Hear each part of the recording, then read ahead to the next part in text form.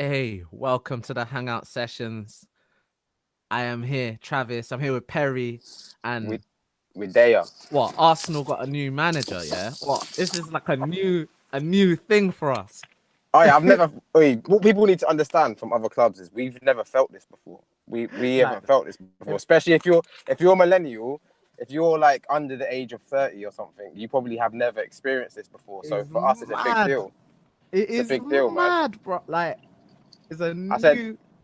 I was saying earlier, this is bigger than the prime minister's election to me, man. That's all the same thing to me, isn't it? This is a bigger, big deal. It's a big deal. bigger than a royal wedding. It's bigger than all of that.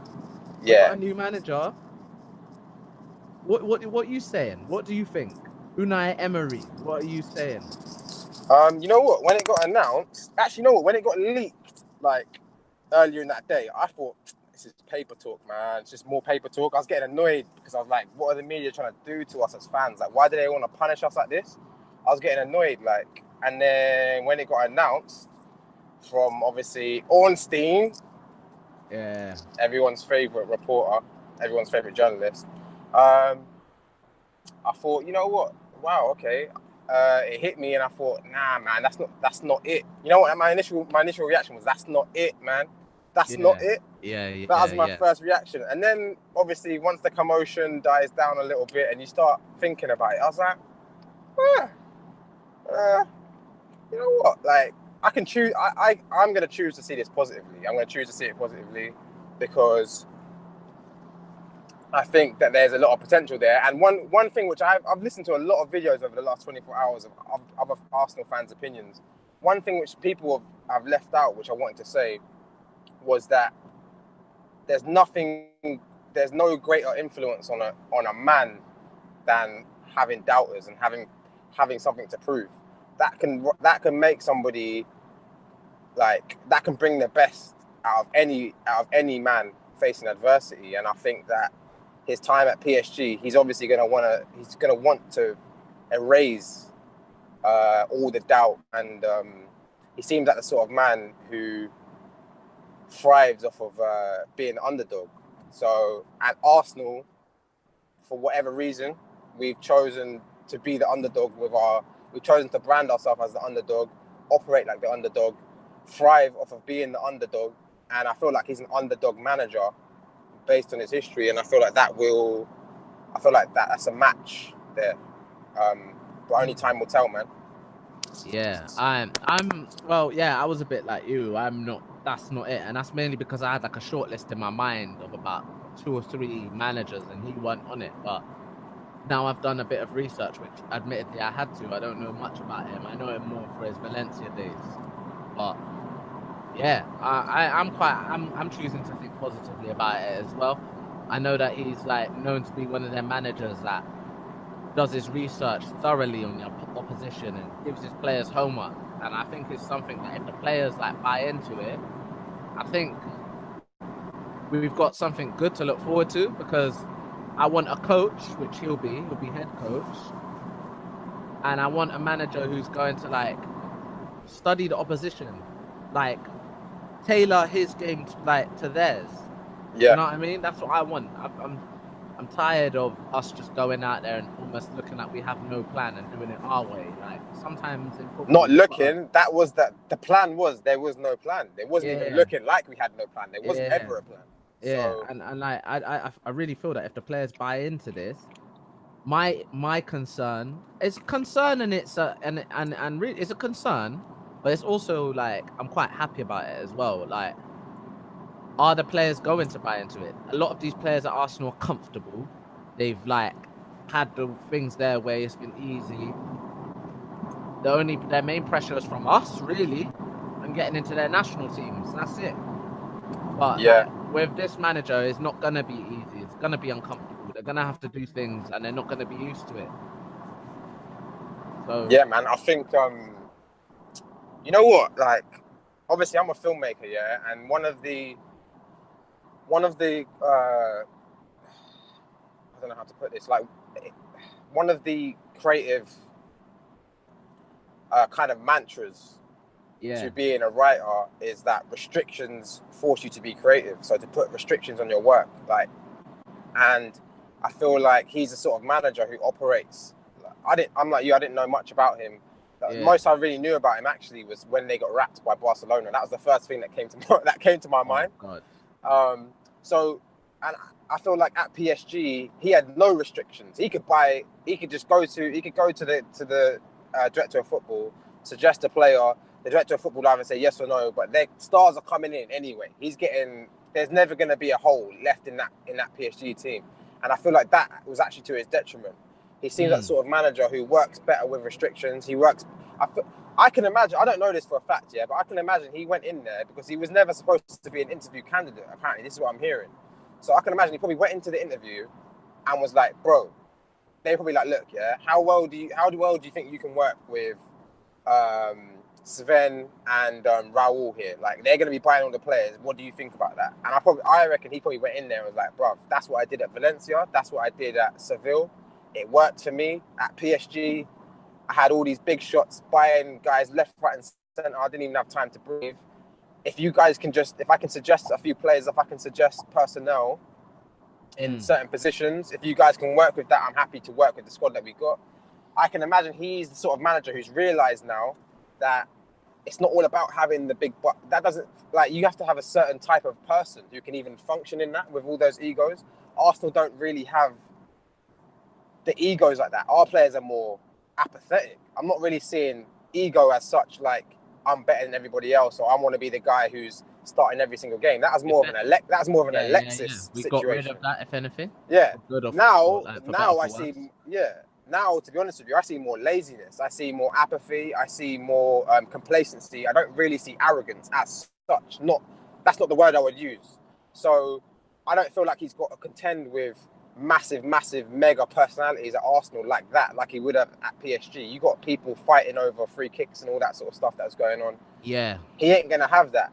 And I feel like he can just focus on, which is probably what Gazidis had in mind, a manager who just has a passion for focusing on the players, like has a passion for focusing on the match at hand, the game at hand, leave all the other stuff to us. We're not going to be out. Arsenal are never going to be PSG buying out Neymar and bringing in all these Dani Alves and these type of players. We're never going to be that club. So I can imagine Emre's probably passionate about the fact that he can go back to a mould which he was probably more successful at. And in fact, Arsenal were probably blown away by the fact that they had a manager who was so passionate about the prospect of being able to do that. So in all honesty, it's probably a match made in heaven. Another thing I want to mention is that Arsenal fans need to get real, bro. We're not Arsenal that we were. We're not the same Arsenal we were 2 years ago. So we are not the Champions League Arsenal that of yesteryear. We're not the same Arsenal from 2004, 2005, a European powerhouse. We're not that either. We need to contend with the fact that we're not the same club that we were. We want to be that, but you have to get to that level. We're currently not that. So our dreams of having Allegri, our dreams of just saying to Allegri, Allegri, we want you to join Arsenal, and him going, oh, okay, a drop of a hat and just joining Arsenal. Nah, mate, it doesn't work like that anymore. Yeah, so we need to get real, man. All these Arsenal fans talking about, you know what, I wanted Simeone, I wanted bruv. Look at the state of the club, bro. Yeah, these men are in Champions League. Realistically, this club is an absolute mess, but it's a mess, bruv. Look at the state of the club. Why would Simeone want to just ditch Atletico? Why would Allegri want to ditch Juventus? Get real, man. Like, we need to get realistic. But this is a realistic appointment and a pragmatic one. But you know what? We're positive, yeah? I'm positive about it, bruv. I'm positive. Yeah. I'm positive as well because there's a section of the fan base who, like, will just sit on Arteta. And I'm like, bruv, Arteta's never managed before, bruv. Like, I know you're saying it's a massive risky appointment and it's edgy and you don't know which way it can go. If it flops, bruv, we're going to be worse off than sixth, man. Like, I'm not saying Arteta doesn't have. He could very well end up being Pep 2.0 or whatever, man. We don't know, innit? No one knows. But I would have been shocked. I always thought there was more in it. Do you remember me saying? I was saying that there's more in this, man. Like, I don't think it's just going to go straight to Arteta. I remember thinking that it can't. Like, there's more to this story because it would have been wild if it had just gone straight to Arteta. Yeah, bro. And Gazidis seems like a very safe, kind of man. He don't seem like the sort of man who takes extreme risks like that. And I feel like that was an extreme risk, bro. That's a high risk, high reward type situation. I don't feel sorry for Arteta. This is the business, man. Like, a lot of people were saying, oh, we messed Arteta around and we wasted his time. Bruv, this is the business, isn't it? Like, he knows. That happens in any business. In any industry, like, man. When you go for a job interview, whatever, all it takes is someone to walk in after you and... Yeah, man. If the reports are true, that, like, what do you think about the reports saying that apparently he blew them away with his interview because of the in-depth approach he came with during the interview? It was very pedantic. Yeah, apparently he came in and just like broke down the whole team to the interview panel, and no one else did that. He broke it down scientifically, is what I'm hearing. Apparently this man is so obsessed with football that is almost like it's been described as like a sickness. Yeah, so obviously they're seeing shades of Wenger there with that. But yeah, what do you think about that? Do you reckon that's true? One, because obviously it could be paper talk, and two, what is your thoughts on the fact that like he apparently was not even supposed to be an interview candidate? Apparently his agent reached out to Arsenal and was like, who's leaving PSG at the end of the season, and they were like, oh, what?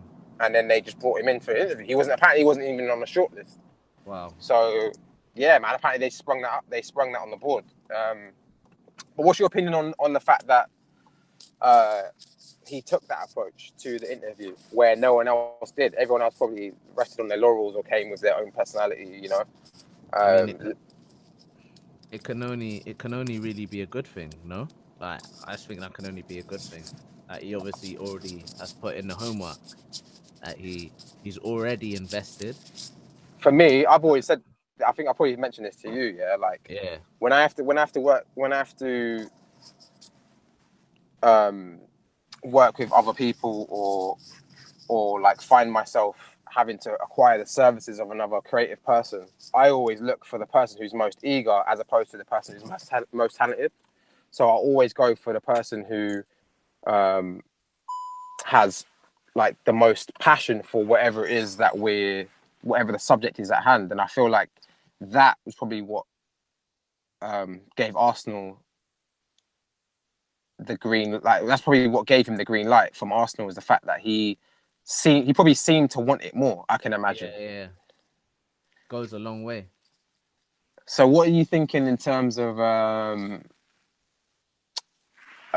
like what people are saying about the negative side? People are saying that he has bad man management skills for egos. What's your thoughts on that? And that's based off the fact that he didn't get rid of Thiago Silva in do you know what I mean? Like, well, I don't know. I wouldn't say that's bad management skills. That's believing in a player who, that's just giving an extra year to a player who, like, I don't know. I don't think that's enough to say he's got bad management skills. What would you say to the people who say that he is a mediocre or a good manager, but not an elite manager, and he has not excelled at Champions League? I'd say we're mediocre club who's not excelled at Champions League, and we've got what we could get. Really, that's what I'd say. Like, John, we kind of gone over this already. Like, then that's the facts. But together, hopefully, we can push forward. Do you know what I mean?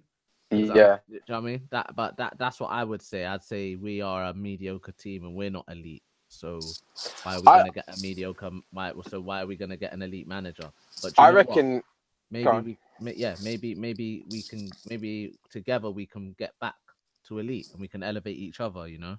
That's what I'm saying, and I also think that kind of like how boxing works, where Muhammad Ali is competitive with Joe Frazier, but when Joe Frazier fights George Foreman knocks out Joe Frazier within a few rounds. But then when George Foreman fights Muhammad Ali wins. Yeah. So I feel like that's kind of how I view managers with football clubs. If your approach to playing to a particular style of football does not fit the board with which you operate under, with this new continent, not new, but with this continental style of operating a football club where You know, it trickles down from chief executive to director of football to the head scout to the manager, like the way you purchase players, all that sort of stuff. With that in place, I feel like it, like it depends on the manager's style. If the manager is the type of manager like Mourinho, who has a big ego himself and can probably handle massive personalities, although there's issues at Man United at the moment, but that's another discussion.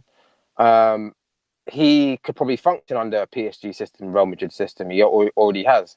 Whereas you get a manager who probably thrives more off of he's more of potentially a football purist who thrives off of the fact that a player might not excel at something, but he might excel at something else and bring his strengths out of him. I feel like PSG and someone like Unai, I'm going to call him Unai because I feel like I'm going to shag the pronunciation. Unai Emery, I feel like him at PSG was probably a mismatch, man. And that's not an excuse. I just feel like only certain managers can even operate under a club like that. Like I wouldn't even, apart from the money, there can't be much law to go into PSG working with a bunch of inflated ego players from all over the globe who all want to like just get the most money that they can from contracts, and like, nah, man, I can't imagine that would be a. But you're right, but then that's why Pep is so good, because he's, Yeah. you know what I mean. He could, I reckon Pep could go to PSG and have them potentially win the league. But yeah, but Pep seems to be a 1 in a million type manager. Yeah, Pep comes like Messi of managing, man, because he's done this at clubs now. He's done this at a few different clubs. Whereas every other manager, to me, seems that they have a strength and then they have a very visible weakness. And I can say that for most managers who've gone to a few different clubs. You can't really say it for managers who've stayed at one club because you can't see how they've operated at under different systems. But yeah, man, I think it's a good appointment. Yeah. I do. I can't. Yeah. I'm not negative about it at all. I'm just looking forward to next season now. I'm looking forward to the World Cup. Then I'm looking forward to watching players shine. Then I'm looking forward to seeing how we now operate in a transfer market. I reckon. Travis, I'm so interested. I'm just so intrigued with the fact that there's another man I'm just baffled. I'm baffled by the reality that somebody else is the manager. It's like coming home and it's like being a kid and coming home and seeing your another woman saying she's your mum, and you're like, yeah, it's just like, you're like, what? Oh my god! Like literally, I'm just so curious as to like, I'm just curious. What do you mean you're my mum? No, you're not. Yeah, it's literally like where's Arsene? It's just so intriguing. Because Arsene is all I've known. It's just intriguing with the fact that somebody else will have the say with a lot of issues that I had at Arsenal, and a lot of somebody else's perspective on things will now be prominent. And I'm so intrigued as to how that's going to come out. Like I just want to analyze it. I'm even looking forward to the press conferences and watching how he is on the sideline. Apparently, he's not too animated in press conferences, but he is on the sideline. So yeah, and the sideline is one of them. He's one of them Conte types. Yeah, man. I feel like as a modern manager, you need to be active physically on the touchline. You have to have a presence. You have to have a presence. Anyway, we're positive here. And that's probably the most positive we've ever been on a hang. Well, that is the most positive we've ever been about the Arsenal manager on the hang session. Yeah, it's interesting. I'm gonna finish with something I heard Guillaume Balaguer say earlier, and he said like, with every defeat, like the spotlight's just gonna really get shined on Emery, but like with every win, like we can move further and further away from Arsene Wenger, and I think that's a good thing. I really hope he has a good start. But I, for one, I go on record saying I'm not gonna get onto him. We got not yet. Yeah, there. So we both said that now. So there we go. It's been said. You've been listening to the Hangout Sessions. Make sure you give us a like, subscribe on YouTube. I'm going to upload this onto SoundCloud. So you might be listening to this on SoundCloud. So we've got that there. Follow us on Twitter, all the social medias. Just Google the Hangout Sessions or the Hang Session. You'll find us. We are out.